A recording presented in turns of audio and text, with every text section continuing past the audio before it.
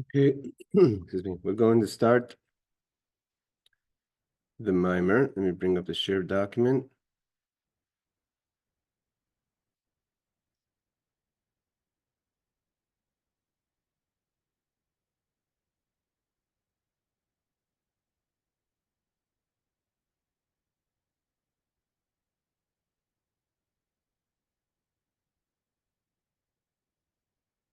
Okay, area. Just starting now. Okay, we're going to bring up the Shir document. Let me just bring it down. We're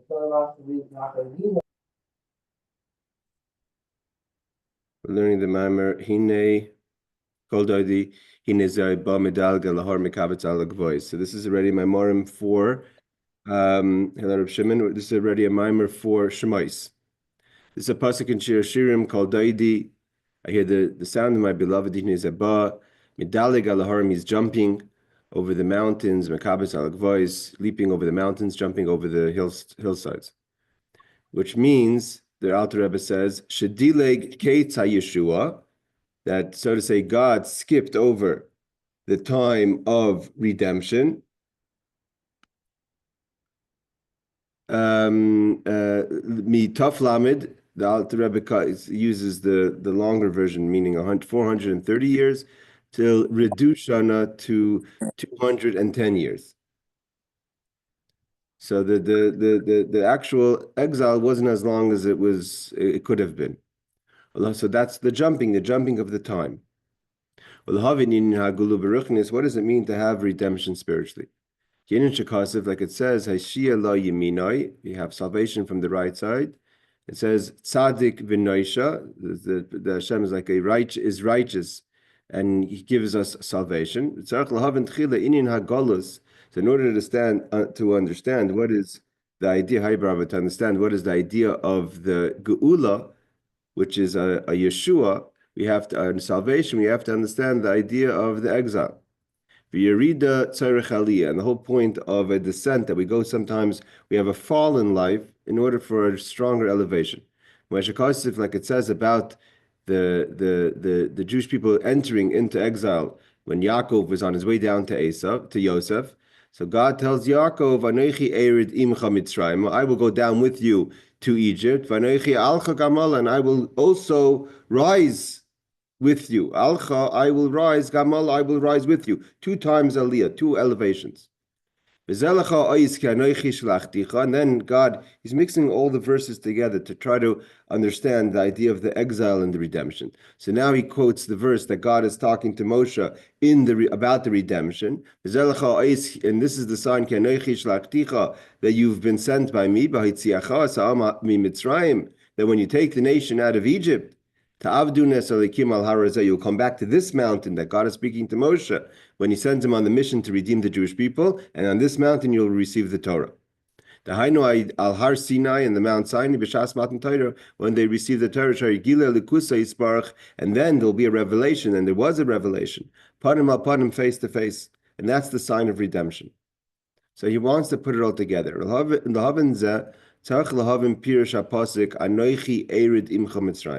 To understand this elevation, this idea that the Yitzia of Mitzrayim, the completion or the sign of redemption is the receiving of the Torah, first we have to understand the idea of the Golus. It says, Anoichi Eredimcha, I will, Hashem is saying, I will go down with you, Mitzrayim at Egypt.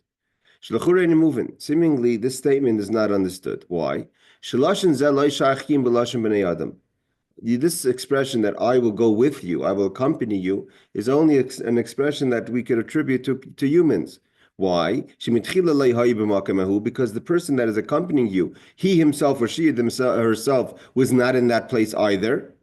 And now when you go down, he or she will go down with you, because neither of you are there, and I'm going to accompany you there. But by God, there's no place void of God. There's no place that He's not, that He has to go down. It says it's Shemaim V'Sa'aretz Animale. God fills the entire world. So what does it mean God's going to go down with the Jewish people into Egypt? He's there already. There's no place that doesn't have God. The idea is, this is what our rabbis have taught us, that maskirim yitzias Mitzrayim beleilis. that we have to also mention, this is going to be the Mishnah Brachos, we talk about it in the Haggadah, we also mention the liberation and the exodus of Egypt by nighttime. It means we have to say the Vayomer, we mention it by night. Pirush, what does it mean by night? Not just by night of every single day, the night of the day.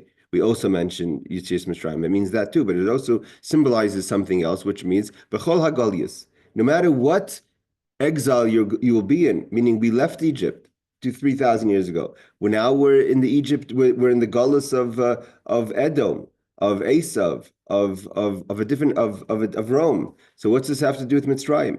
So that's what the rabbis have taught us. Kol hagalios v'shibud hadomis lailos. Anytime you go into a night situation, you have to remember the concept of the message of Mitzrayim. Why? Shekol b'chinas hagalus u'b'chinas kalos Mitzrayim. That by definition, an exile is Egypt. And the Alter Rebbe will explain what that means. V'chein inin hagula, and same thing about redemption, with regard to redemption. It says, when God wants to inspire us about how the redemption is going to be speedily in our time, He tells us through the Navi Micha that just like in the days of Egypt, there will be wonders in the times of Moshiach. So we see that the Geula, the redemption, is also connected to the concept of Egypt. And just like there was an exile in Egypt, and what was the definition of the exile in Egypt? The Torah tells us. How did they define it? Ba'avodah kasha, hard work. They were slaves. B'chaymer, b'levenim, with mortar and all this, the stones and the bricks. Kach b'chol b'chinas galus. So too in every galus that has the hard work. It may not be. We may not be being whipped by physical whips and schlepping physical stones, but the concept is there. Even though we can't say we're exactly the way it was, a replica of Egypt. There's still the concept of hard labor. And also with the mortar and the stones and the bricks, which in a ruchniistic way, in a spiritual way, we're struggling, we're enslaved spiritually.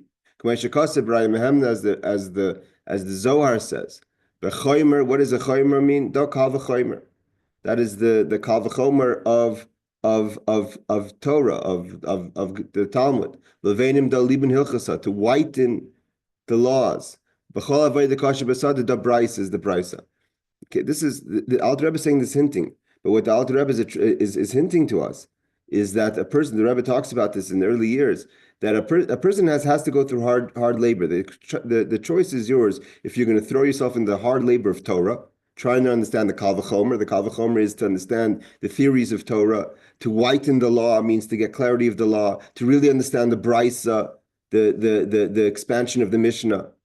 Or you're going to have avodah kasha kipshut. You're going to have hard difficulties in life. But the idea that a person is going to have an easy life in Galus, that doesn't exist. Either you're going to toil in Torah, and that's going to be a toil in understanding of Torah, or you're going to toil physically. To understand this, in Yidarshu Bagada, when we talk about the story of the Egypt in the Haggadah on the time of by the Passover Seder, we say Shemeru Chaye Aveseinu b'Mitzrayim. And that's one of the reasons we eat the maror. The maror is the bitter herbs. Why do we eat it? Because our life was bitter in Egypt. Our life was made Shemeru. They made our lives bitter of our forefathers in Egypt. So he's going to go into what is the idea of Aveseinu. Seemingly, it's a simple statement. Our fathers means our forefathers. But Aveseinu also represents a concept within our Avodas Hashem. Pirish, what is the fathers? We know the fathers are compared to the three main midos of Chesed, Gvur, and Tferes, which all the midos, all the emotions and attributes have either an effect of love or fear, which is Ava v'yira, love, fear, v'rachmanis, and compassion. V'chayusem, and what gives life to how you feel? What's the fuel of feelings? Hema moichin is the mind. When you understand something, you can't have compassion, love, or fear if it's not based on a foundation of knowledge and information and moyach. So moichin is intellect.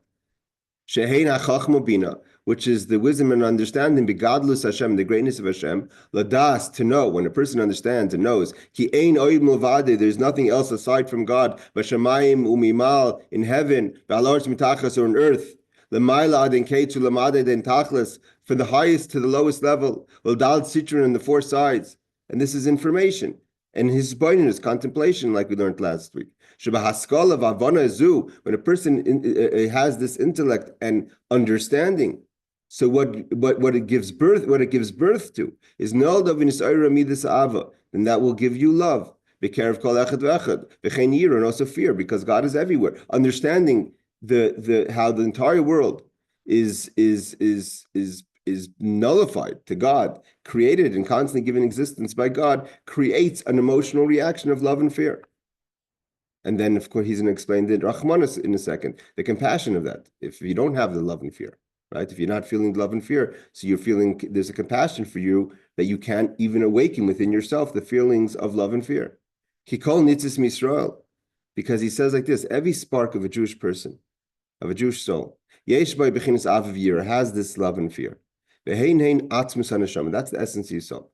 Okay, here he's going into combine the concepts of how love is developed by a Jew is not because you're gifting, so to say, you're giving yourself the love and fear that through the knowledge. The knowledge helps you reveal that spark that's within you already. So that's what he's saying. Kikol nitzes, every spark of a Jewish person, Yisrael, yesh by bechinas avir, has this love by definition. Vehein hein atmis nefesh, that's the essence of your soul. V'chein knesses Yisrael. So too, the multiple of Jewish people, Chibur Kol and Shamas, which is all the souls together. Nikras Bas Nadiv is the daughter of the giver. Who's the giver? Bita Shel Avram Avinu Shenikra Nadiv. Every one of us is a descendant of Avram, who's the giver who gave us the power to love God. Ish Chesed. And why is he called the giver? Because he's a kind person. Hamisnadiv Chesed, that gave kindness to all the worlds. V'nikra Avinu, why is he called our father? Because one of the definitions of a father is that we inherit from him the natural love that we have. He was an adiv, he was a lover of God. He inherited that to his descendants, the bitoi, the bas nadiv, and therefore essentially every single Jewish person has love.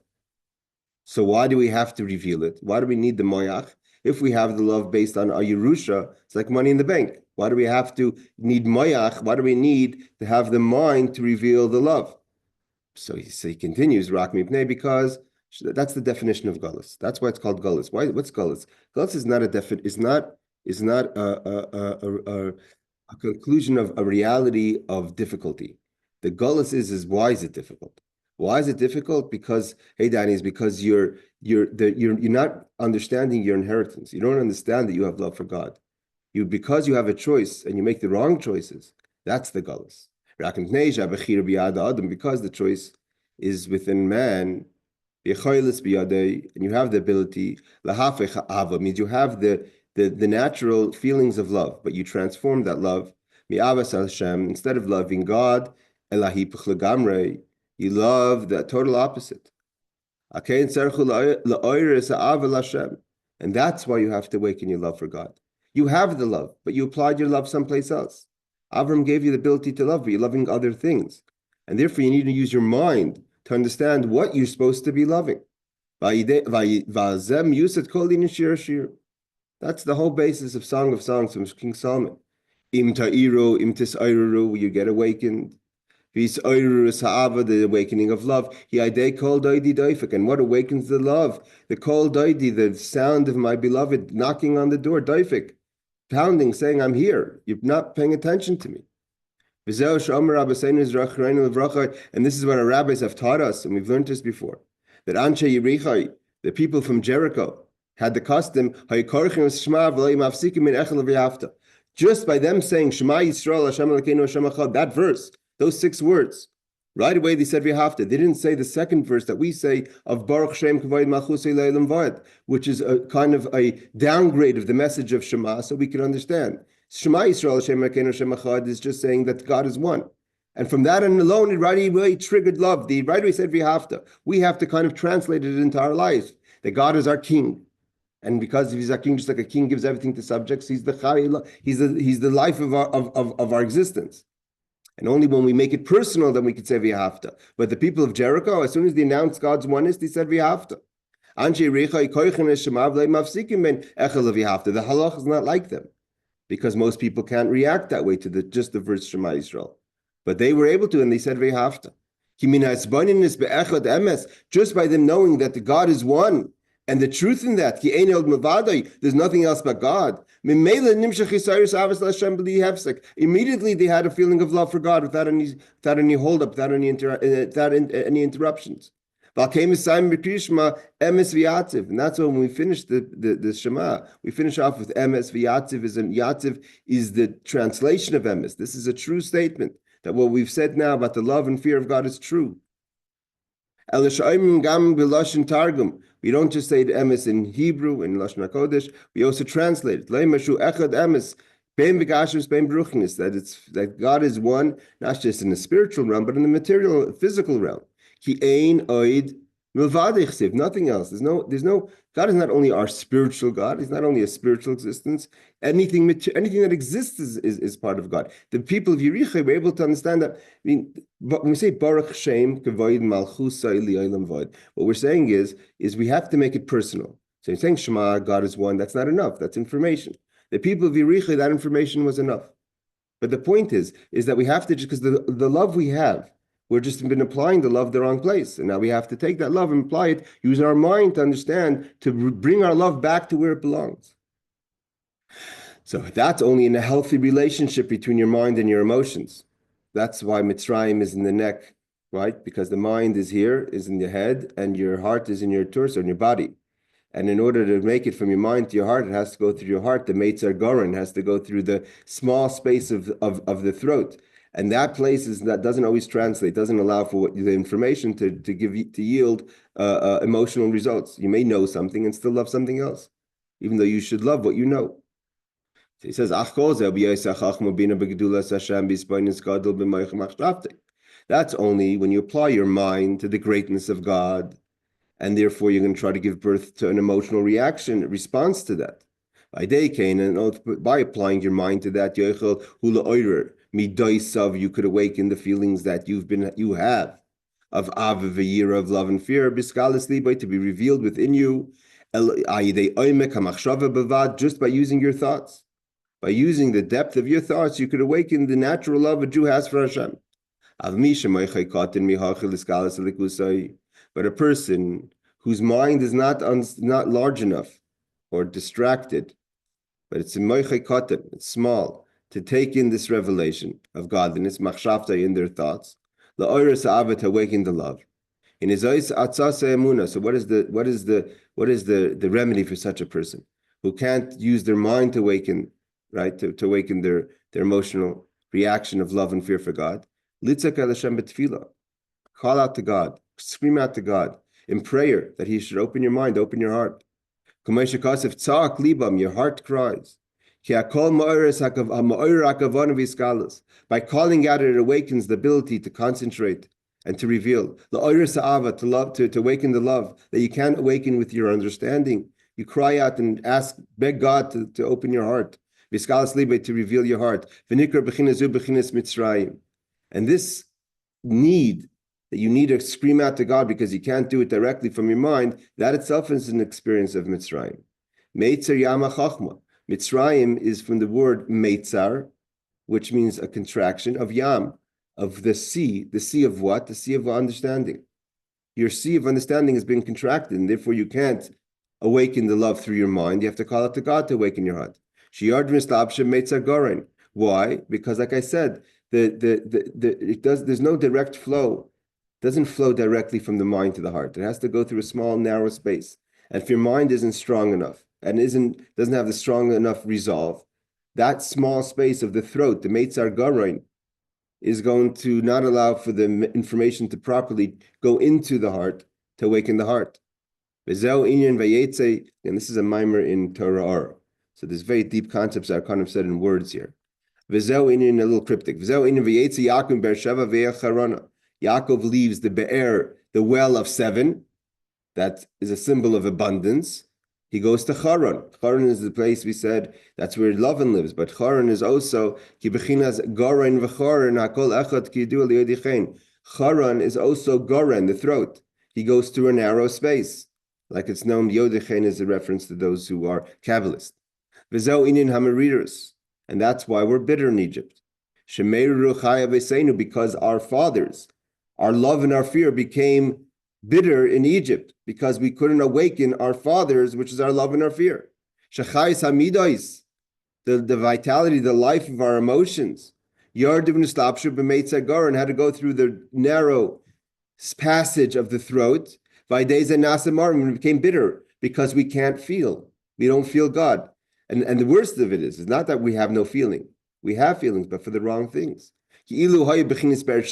Had we stayed in the well of 7, which is an abundance, it'd be much sweeter for us and much better for us. But instead, we're Mitzrayim. So what happens? So we're going to Mitzrayim. A person thinks that we're lost in Egypt. What does God tell Yaakov? Yaakov, unfortunately, he went on two sides. Eretz Yisrael is in between, right? East of Israel, Eretz Yisrael is Haran, and southwest of Eretz Yisrael is Egypt. So either he was in Haran by the Meitzer Gorain of Lavan, or he's in Mitzrayim in the Meitzer Yam in the contraction of the. But either way, it's a contraction. So Yaakov is again, he's going back to another contraction, another Meitzer. So what's God tell him? You're not alone. That's part of the avoda. Anoichi eir dimcha. I'm going with you in that experience. Pirush anoichi. What's anoichi? Not I. I as in me, but I as in me above any name. Anoichi mishanechi, I who's I. We know that there's the essence of God is like Anochi Hashem Lekecha, I'm Hashem your Lord, is above the name. A name is a person, is just a name tag of a person. But who's the person? Is Anochi. God's saying the essence of God is going with you into that experience of Egypt. Bechinas soiviv kolam, God, the way He's above the world, He's encompassing the world. Bechinas echad ve'emes, the truth, the oneness of God is going to be with you in that experience. You're not being sent away to Mitzrayim. We are going to Mitzrayim. Anochi eridimcha. So why is it a descent for God? Why does it affect God? Because God is affected when there's no revelation. Why is there no revelation? Because our minds can't awaken our hearts. So that affects God too. That God can't be revealed in the heart of a Jew. It has to go through contraction. The revelations of God. And why does He allow Himself to be affected in such a way that he's dependent on revelation, right? That's God. God is Kol Yochel. He's everything. Why does he need to be revealed? Why is that a descent for him? So he's not revealed. Why does that define God? So he says, he wants to be with you, and therefore he makes himself to be affected by you. That if you don't have revelation, it's a concealment for him. When we go to Edom, we go to the exile of Rome. Shechina, God is with us by choice, and He gets affected. Not just He's with us from the outside. He Himself is being contracted. He needs to be revealed, and He's not being revealed. And what is left for the Jewish person because of the bitterness, the contraction, the narrow space of the throat? We don't have the love and fear, which is a passion for God. We have the belief in God. Belief is I believe, but you don't feel. The belief is solid at all times. That's what God told Moshe. God says Moshe didn't know. Moshe was trying to understand what he's dealing with. He's given a job. So like any good person who takes on a job, I need a job description. What am I dealing with? So Moshe wasn't sure what he's dealing with. He saw a lot of hard things when he was in Egypt before he ran away. So God says, yeah, they may not love and fear. There's a contraction in the revelation of revealing of the heart of Av and Yira. But you should know that Maminim b'nei Maminim. The Jewish people are always going to be believers. And he was questioning that. He was trying to understand that. I feel it's even in exile. The people believed. Moshe wanted to make sure that they had that foundation. Or he wasn't sure about that. But that's a belief. You can't compare something that you hear and something that you see. Seeing something is the love and fear from the mind. The ayin hamach, the eye of the mind that sees and therefore reveals an obvious feeling of love and fear. But this is hearing. This is more distant. When we saw God by Matan Torah, that's a much higher level of revelation. Right? The Torah says, you've been given to seeing, to know. Through seeing, you know. But in time of exile, we don't see this. Therefore, there's a lack in revelation. It's a contraction. And what causes it? So he's saying, Alter Rebbe is saying two things. One is that the contraction is through the Gorain, but also the problem is the solution, which is an amazing thing. It means the solution is not coming from another place. That means there's a Mitzrayim. I can't have love and fear. There's no way for me to awaken through my mind to love and fear. There is. The same place that causes the contraction is the place that you could break through through that, which is the coil, the voice that's going to call out to awaken the Rahmanis, that you should have the love anyways. You should have feeling, not because your mind tells you so, but you're breaking through, within the limitations of the contraction, you're able to still reveal a love and fear through in the time of Galus.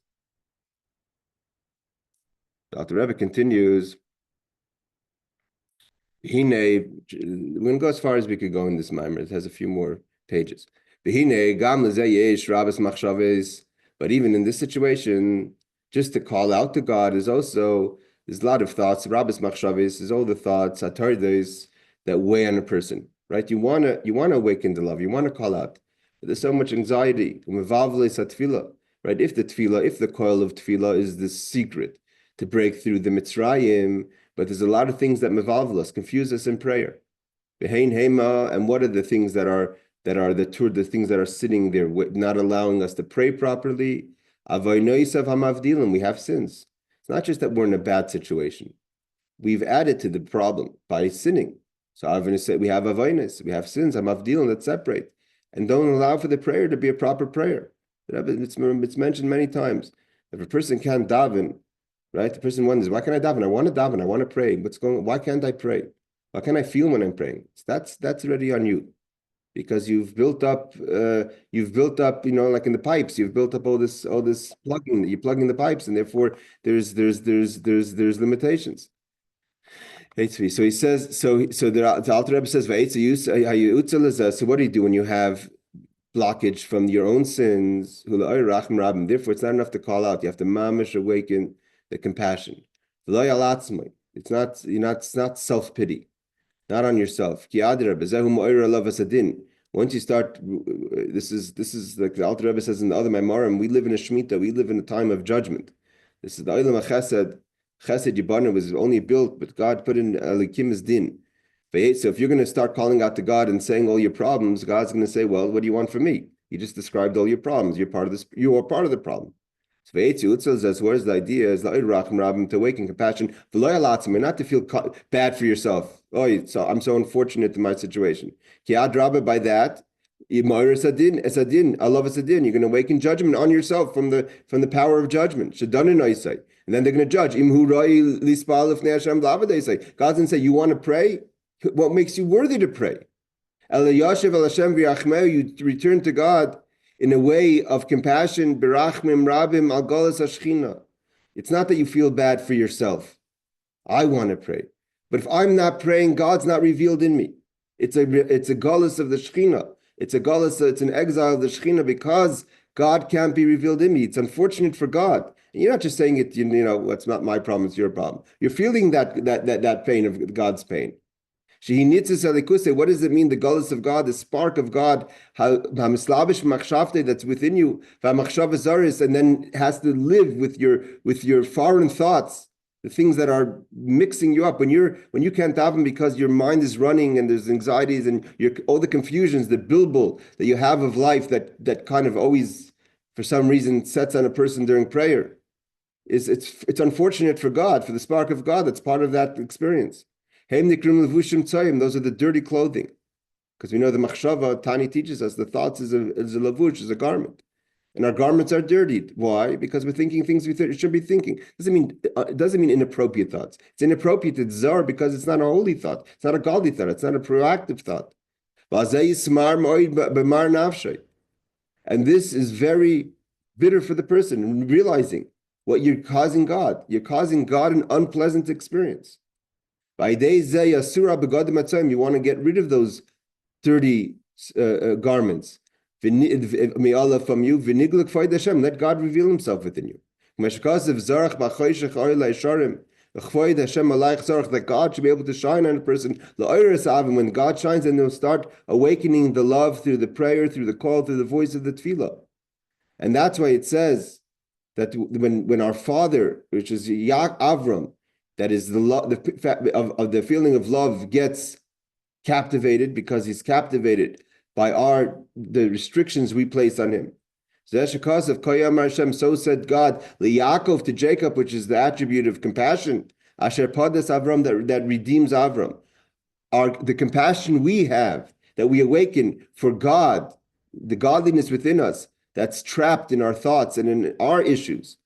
So by having compassion for that, so then God uses that compassion to redeem Avram, to redeem the love.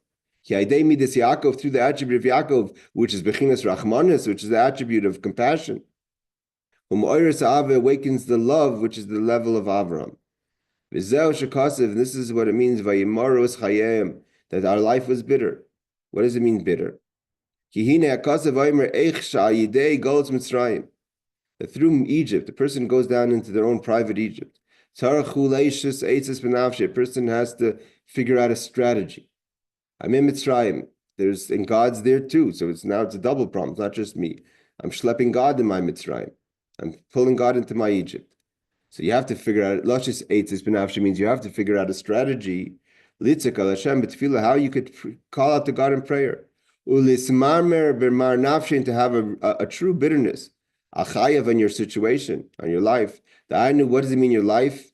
Not because you can't pay your bills or because whatever other issues that are bothering you in your own personal life. That's your life. The godliness within you. That's your main vitality. The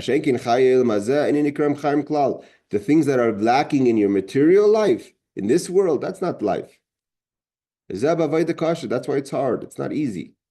Because the service of the heart, which is to pray properly, to properly call out and cry out to God, that your heart is genuinely crying out to God.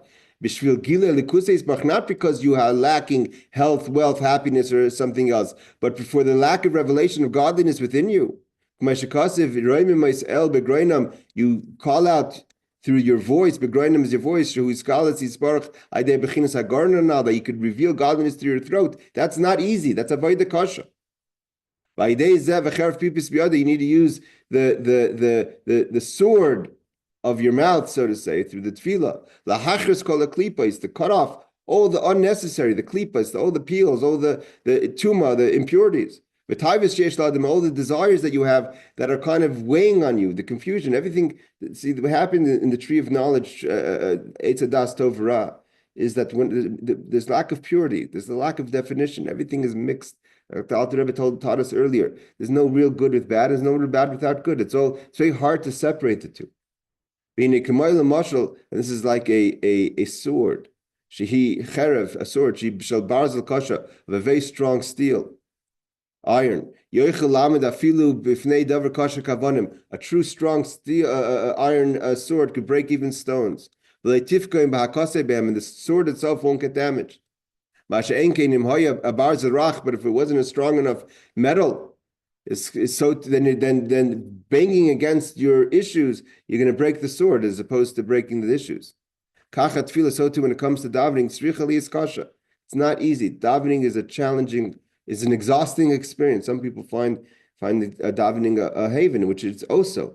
But it's also, if you're really working, if you're trying to work, not escape, but to change yourself through davening, to awaken the love constantly that you should be a changed person through davening, it's not easy. That's why avoid the kasha, zutfila. To daven is not easy. What does it mean difficult? To properly call out to God. To stand against all obstacles. Bayis, from within side. Bayis means your house. Things that are within you that are issues. And of course, obstacles that are facing you from the outside. L'shaber kol haklipa, to break all the impurities, v'taivis, all the desires, hachazakis that are very strong, that are pulling you to other things, and to have only love and yearnings for Hashem, that's not easy. L'slibay nishbar b'kirbay, and to have a broken heart within you. Afilim hu k'lev evan, even if your heart is a heart of stone, through properly davening, you could soften that water down that hard stone. When he calls he says, why did this difficulties? Why we challenge? Why is it so hard? Because that's the definition of exile. That's the definition of exile. He says, Masha Enkein, however, that's when the temple was standing. We weren't praying, and we didn't need to break through these difficulties. We weren't challenged as we are now. We didn't need to daven the way we're davening now. He's talking mainly about the first temple. Then a person's mind was very strong and didn't have to go through, it was strong enough to push through the limitations of the throat. And was able to awaken the ha'ir, to awaken the heart within the depth of the person, just through thought, without the rachmanis, without the koil, without the voice. A person in the time of the temple was able to awaken their love. They had even in the first temple, even in the second temple, the version of prayer was much smaller than what we have today. Let's go a little further. So too, where did we have all the questions of Torah?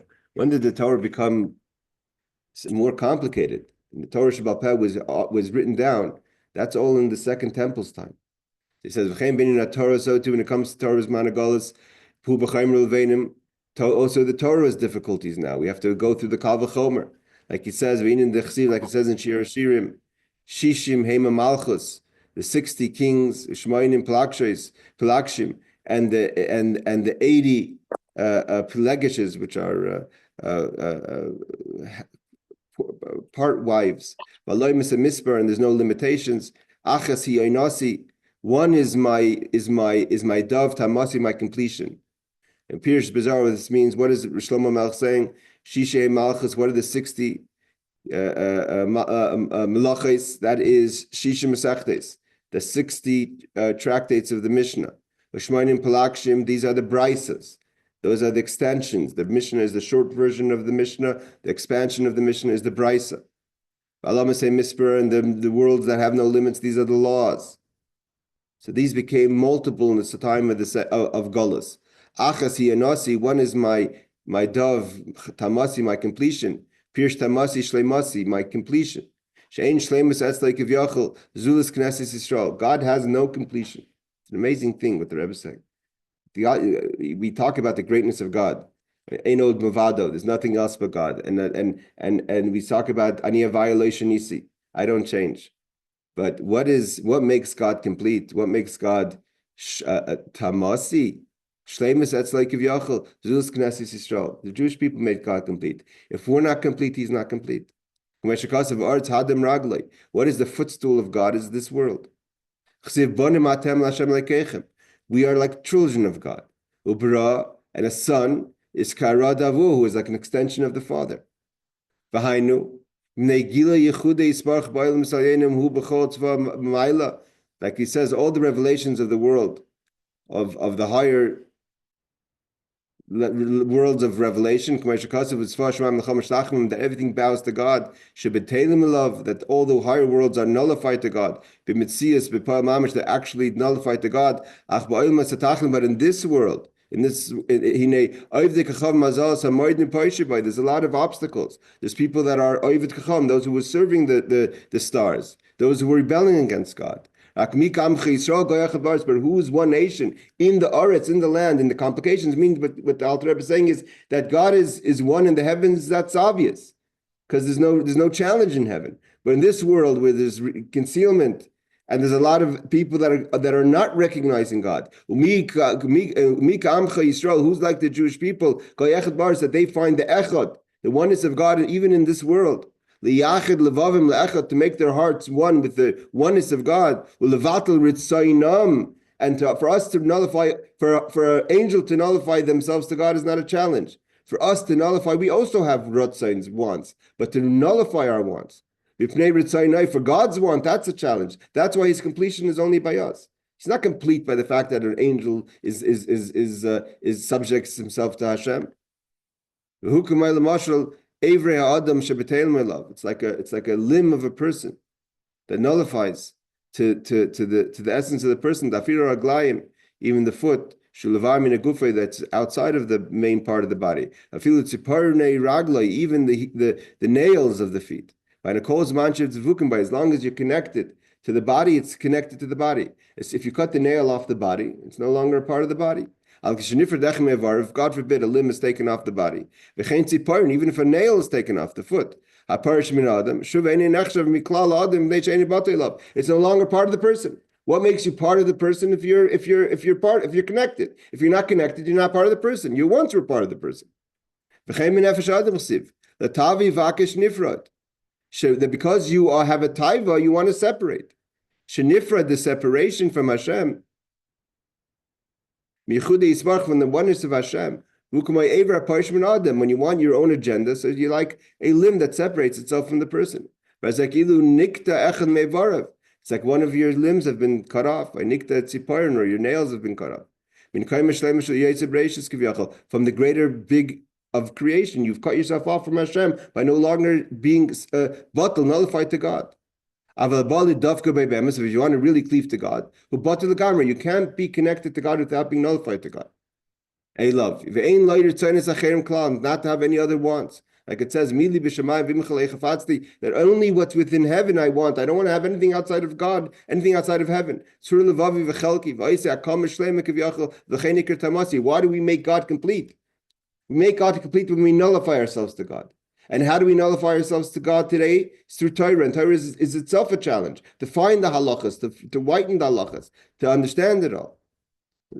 So he says, when we awaken within ourselves our bittul, our nullification to God, God responds to that. I'm to my beloved, and to me is his desire. But I have to be to my beloved. You want to reveal, you want to complete God, you have to be to my beloved. Like when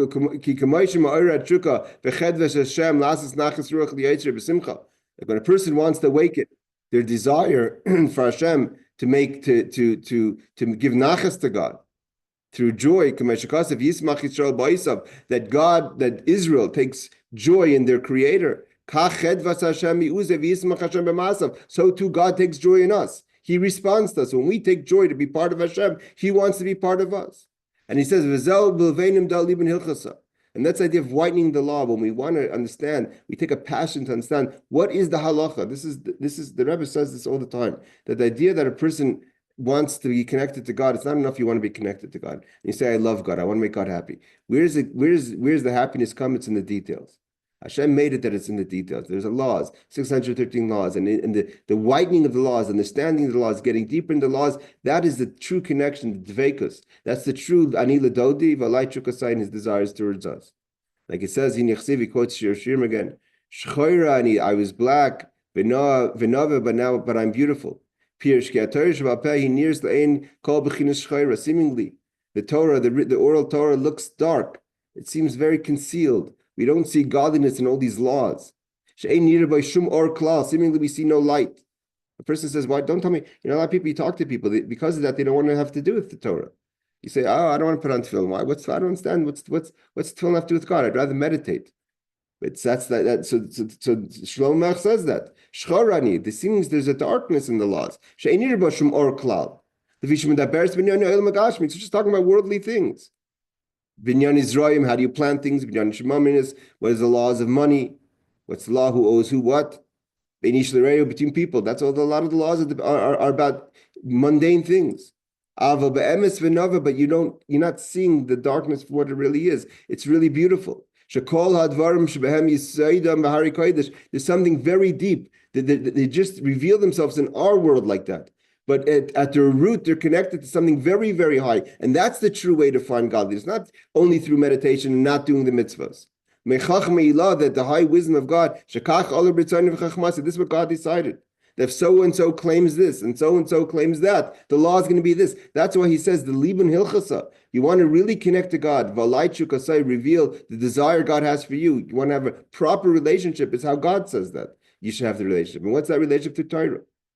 To the whitening of the laws, the details of the law. You hear people talking, can I do this? Could I do that? Can I move the chong pot? Can I move the chong pot? People say, well, it's all these small details. It seems too detailed.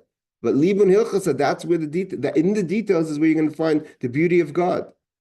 It's a wisdom that we don't understand.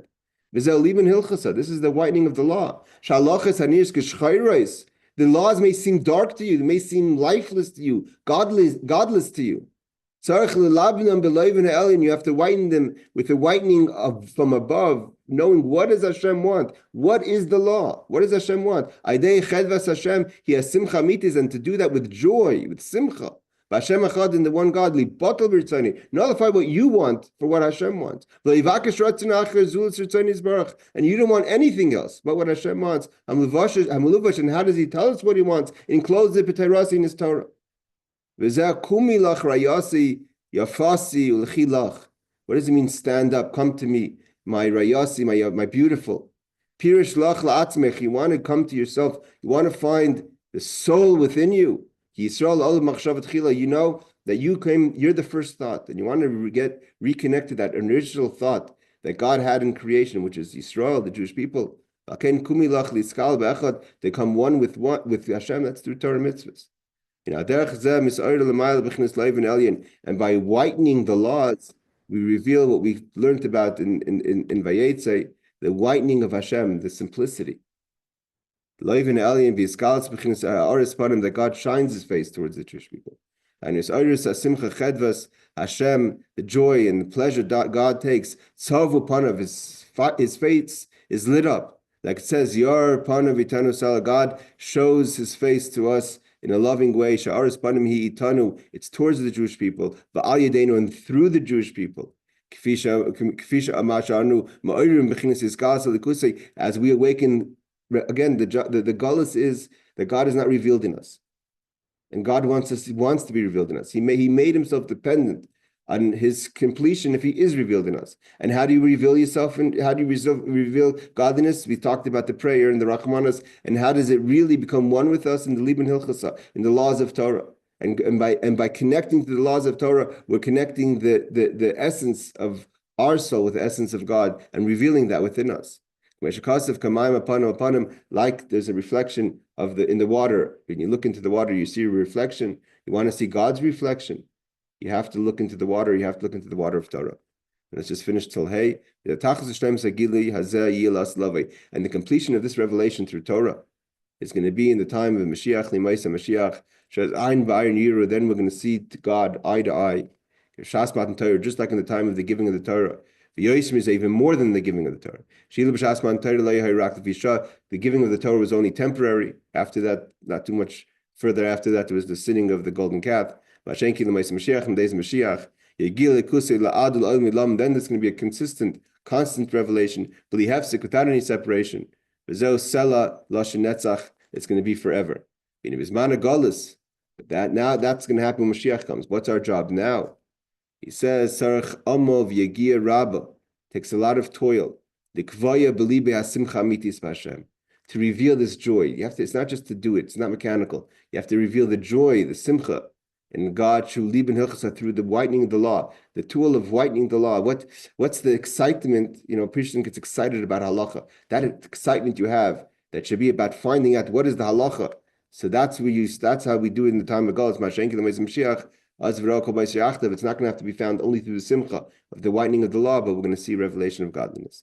Okay, we're going to stop over here. The Rebbe continues to explain the different levels of the continuation of the revelation of Moshiach, but the idea of perach, he speaks about the idea of using. I just want to read one. We have a few minutes. I just want to skip down to Zion, because this is a nice idea in Avoda. It says like this. He's talking about when a person is enslaved in themselves. So he says like this: the solution of being enslaved in yourself is mashkasev beferach. It says they had to do perach, hard work. Beish by base perushin. You could say there's two ways to break down a person. Echad lashon tarech umlacha kaveda, through hard work. Sometimes it's not the actual work. It's not because you have to carry 500 pounds. Machas matzah. That's the work itself is not hard. One of the things that Paroi did was that. What does it say that he did hard work? Perach. He took things that you weren't accustomed to. Women did certain jobs in Egypt, and men did certain jobs. He made the women do the men's jobs, and the men do the women's job. It wasn't that it was harder. It's just that they weren't used to it. And by not being used to it, that makes it very challenging. You know what you're good at. You know, a person knows what I'm good at. I'm not good at doing this. I'm good at doing something else. The part says too bad. I don't care what you're good at or you're used to doing. I'm going to make you do something else. And then in avoda, that means breaking yourself. It's very possible that woman's work is easier than man's work. Why was it difficult? Because you had to get out of your nature, and what you're accustomed to. So too, when a person needs to fix their own midos, to love Av and Yirah, to love and fear God, between man and God, to not do things you shouldn't do, or to do what you should do.